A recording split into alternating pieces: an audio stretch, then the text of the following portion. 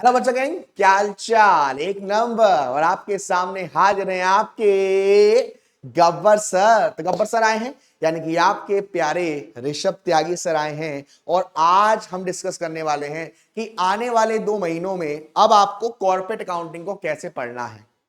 आने वाले 2 महीनों में आपकी क्या क्या स्ट्रेटजी रहने वाली है, स्पेशली इन कॉर्पोरेट अकाउंटिंग, और कैसे आपको चैप्टर्स को कवर करना है और किस किस टॉपिक्स पर आपको ज्यादा काम करना है।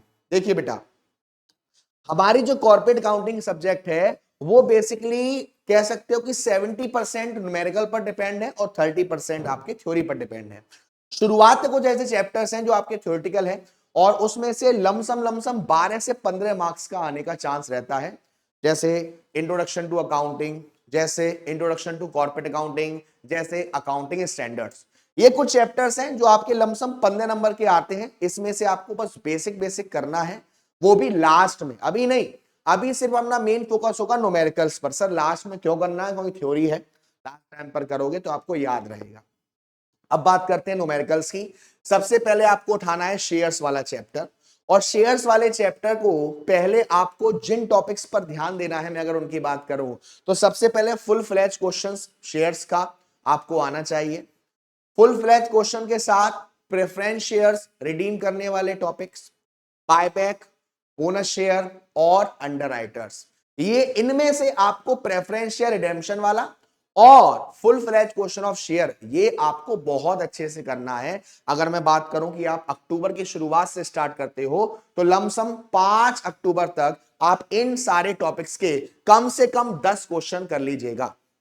करने के बाद प्रीवियस एग्जाम में कौन कौन से क्वेश्चंस आए हैं, आपके मॉड्यूल के कौन कौन से क्वेश्चंस हैं, क्योंकि ज्यादातर देखा गया है कि आने वाले जो एक दो अटेम्प्ट रहे हैं, दिसंबर के अटेम्प्ट में कुछ क्वेश्चन थे जो बिल्कुल सेम टू सेम मॉड्यूल में से ही उठ के आ गए थे। फिर बात करी जाए डिबेंचर्स की। अगर आपको शेयर्स आ गया तो आपको डिबेंचर्स आ गया। डिबेंचर्स में एक टॉपिक छुपा हुआ है बड़ा खतरनाक सा, DRR और DRRI। सबसे पहले उन टॉपिक को आपको साइड में करना है। देन उसके बाद परचेज ऑफ ओपन मार्केट, जहां पे एक्स इंटरेस्ट और कम इंटरेस्ट की बात होती है। और फिर अगर आपने ये टॉपिक्स कर लिए तो इतने पर इशू हुआ, इतने पर रिडीम हुआ, ये टॉपिक आपको ध्यान देना है। इतना सर कहां से करें और कैसे करें? देखिए, आप अगर लाइव सेक्शन खोल के देखोगे CS वाला बाय PW चैनल पर, तो आपको लाइव सेक्शन में एक सीरीज दिख रही होगी, सफलता सीरीज नाम से। वहां पर क्या हो रहा है कि वहां पर हम हर सैटरडे को इनकम टैक्स और कॉर्पोरेट अकाउंटिंग का लेक्चर ले रहे हैं, स्पेशली न्यूमेरिकल्स, जहां पर आपको बहुत सारे न्यूमेरिकल्स करवाए जाते हैं ताकि आपके प्रैक्टिस होती रहे।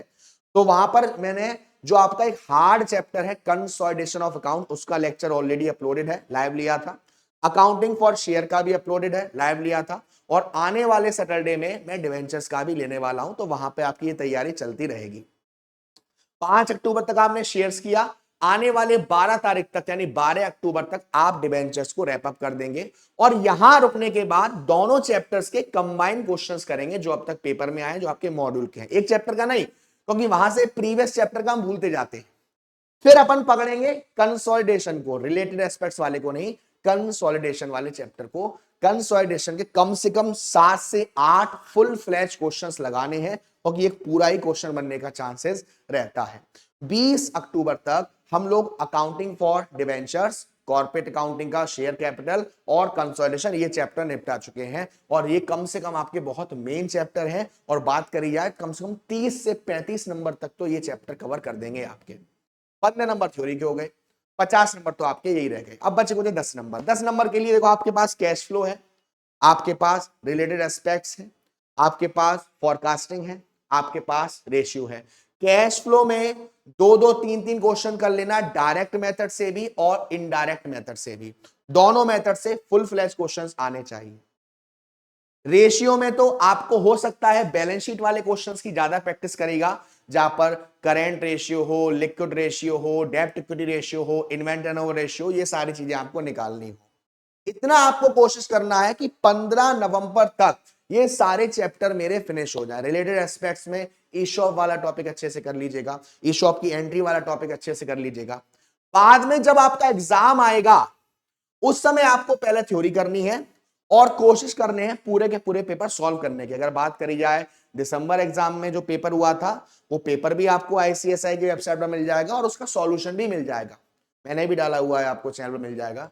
जून वाले पेपर का आपको सॉल्यूशन और पेपर आईसीएसआई पर शायद मिल जाएगा, अब तक अभी अपलोड नहीं हुआ है, बट हो सकता है जब आपका पेपर आए उससे पहले वो भी अपलोड हो जाए। तो उससे क्या होगा, उसको आपको एक फेयर आइडिया मिल जाएगा कि इस तरीके से क्वेश्चन को पूछा गया है और इस तरीके से हम उसको सॉल्व करते हैं, ठीक है ना। तो इस तरीके से आपको कॉर्पोरेट अकाउंटिंग में चलना है। सबसे पहले न्यूमेरिकल चैप्टर्स को कवर करना है। न्यूमेरिकल चैप्टर्स में वो चैप्टर खासकर आपको करना है जो आपने पहले देखा नहीं हो, अगर आप कॉमर्स स्ट्रीम के हो तो भी, जैसे कंसोलिडेशन ऑफ अकाउंट्स, इतना आपको करना है। और अगर इतना हो गया तो यूं समझ लो आपका कॉर्पोरेट अकाउंटिंग में रोला ऑन द टॉप होकर ही रहेगा। साथ साथ आप अगर YouTube का देखेंगे लाइव में तो सफलता सीरीज आपके लिए चल रही है, वो भी साथ साथ देखते रहिएगा ताकि आपकी तैयारी अच्छे से प्रैक्टिस चलती रहे। तो इस छोटी सी वीडियो में इतना ही, मिलते रहेंगे आपसे अगली वीडियो में। तब तक के लिए अपना ध्यान रखिएगा, खाना पीना खाते रहिएगा, प्रैक्टिस मत छोड़िएगा, प्रैक्टिस करते रहिएगा। टॉपिक्स मैंने बताए हैं उन पर खासकर अच्छे से कमांड कर लीजिएगा, ठीक है। Tata bye bye, see you. Gabbar sir, Gabbar आदमी।